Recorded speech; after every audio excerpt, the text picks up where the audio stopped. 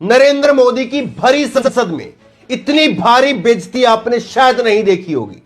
किस तरह से कांग्रेस के सांसद ने नरेंद्र मोदी के एक एक झूठ को संसद के अंदर ऐसे बयां किया है, आप देख करके कहेंगे कि जनता को, देश की जनता को आंखें खोल करके सच देखना चाहिए। वीडियो हम आपको दिखाएंगे कैसे नरेंद्र मोदी की सरकार की धज्जियां उड़ा करके रख दी और कैसे बीजेपी के तमाम नेता वहां पर मुंह ताकते रह गए। वीडियो आपको दिखाएंगे और उसके बाद में नरेंद्र मोदी के झूठों की एक खास वीडियो आपको दिखाएंगे। इसलिए इस वीडियो को अंत तक आप जरूर देखिए। आप भी कहेंगे कि हां, वाकई ये वीडियो आंखें खोल देने वाली है। और खास करके 5 राज्यों में जहां पर चुनाव है, वहां पर लोगों को देखना चाहिए जो प्रॉमिस किए जा रहे, जो जनता से वादे किए जा रहे हैं, लेकिन उन वादे करने वाले नेताओं की हकीकत क्या है, वहां तक ये वीडियो आप जरूर पहुंचाइएगा। सबसे पहले आपको दिखाते हैं कैसे जो है वो कांग्रेस के सांसद हैं रिपुन बोरा, और ये असम से राज्यसभा के सांसद हैं। राज्यसभा के अंदर खड़े होकर के बोल रहे थे और नरेंद्र मोदी की सरकार की धज्जियां उड़ा दी। उन्होंने कहा कि कांग्रेस से लगातार नरेंद्र मोदी की सरकार पूछते 70 साल में क्या किया।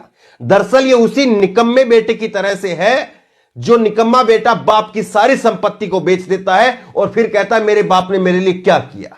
और उन्होंने एक एक करके सारे के सारे अभी तक जितने भी प्रधानमंत्री हुए हैं उनका ब्यौरा दिया और बताया कि देखिए कौन से प्रधानमंत्री ने कितने पीएसयू बनाए हैं। पीएसयू मतलब कि सरकारी उपक्रम जिनके ऊपर सरकार का कब्जा रहता है, सरकार का नियंत्रण रहता है, वो बनाए हैं और नरेंद्र मोदी की सरकार ने कितने बनाए।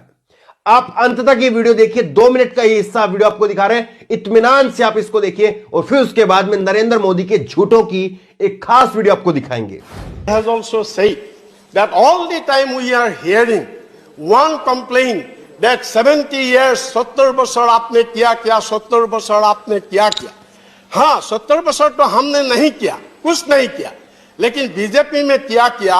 मैं इसको एक हमारा गांव में एक कहावत है मैडम, वो कहावत क्या है, जो एक बाप का बेटा जो निकम्मा होता है वो कुछ आमदनी कर नहीं पाता है, वो क्या करता है, बाप का सब प्रॉपर्टी एक के बाद बिकता है और सब बाप का प्रॉपर्टी सब बिकने के जब खत्म हो जाता है तो वो आरोप लगाता है मेरा बाप ने मेरे को क्या दिया, मेरा बाप ने मेरे को क्या दिया। तो यही है हाल, यही है। आप देखिए मैडम, मैं ये नीति आयोग का है, मेरा नहीं है, जो जब first prime minister India Jawaharlal Nehru, he created 33 number of PSUs, no privatization. Lal Bahadur Shastri, he created 5 numbers of PSU, no privatization. Indira Gandhi created 66 numbers of PSU, no privatization. Morarji Desai created 9 number of PSU, no privatization. Rajiv Gandhi created 16 number of PSU, 16 number of PSU, no privatization. VP Singh created 2 number of PSU, no privatization. PV Narasimha Rao created 14 number of PSU, no privatization. I.K. Gujral, H.D. Devegowda created 3 number of PSU, no privatization.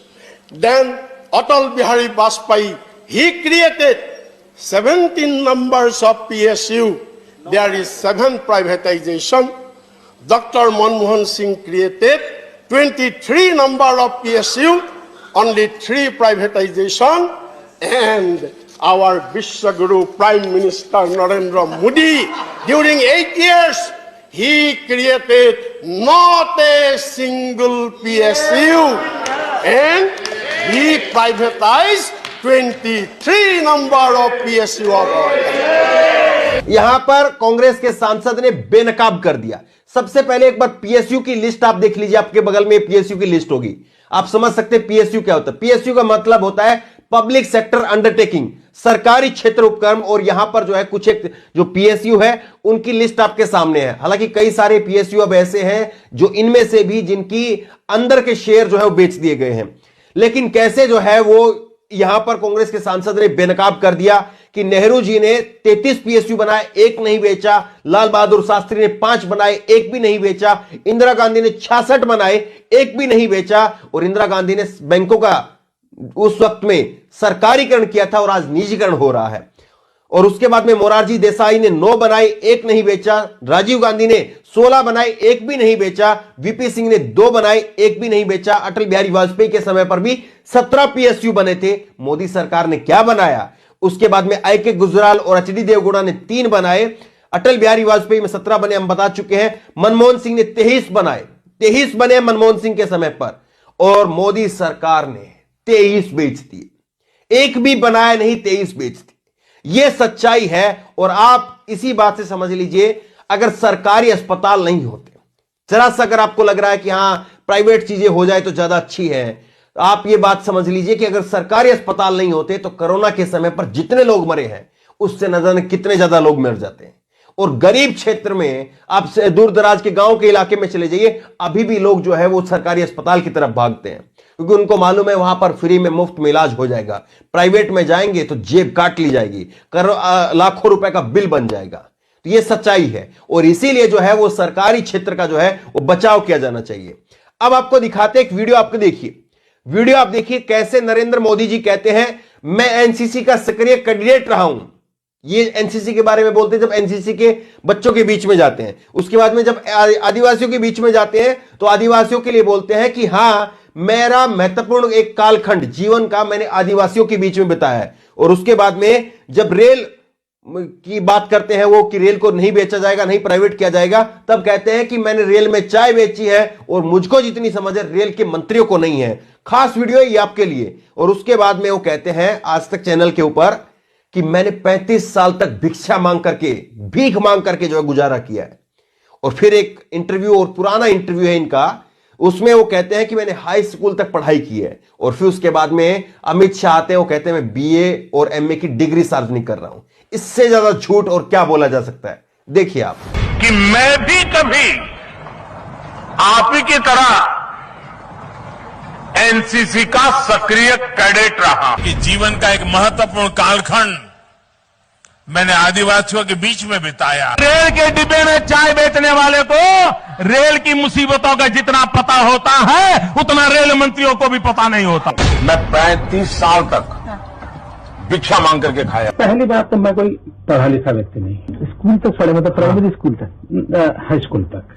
प्रधानमंत्री जी की BA की और MA की दोनों डिग्रियां सार्वजनिक करना चाहता हूं। ये वाकई दुर्भाग्य है कि इतनी झूठ बोलने वाले नेता आज देश पर राज कर रहे हैं। देखिए, यहां पर किसी की कोई पद की जो है वो अपमान करने वाली बात नहीं है, लेकिन जिनने जो वादे किए उससे तो आईना दिखाया जाना चाहिए ना, कि आपने वादे क्या किए थे, आपने क्या कहा था। देश ने कांग्रेस ने जो है वो देश को 60 साल में गड्ढे में डाल दिया, ये कर दिया, वो कर दिया।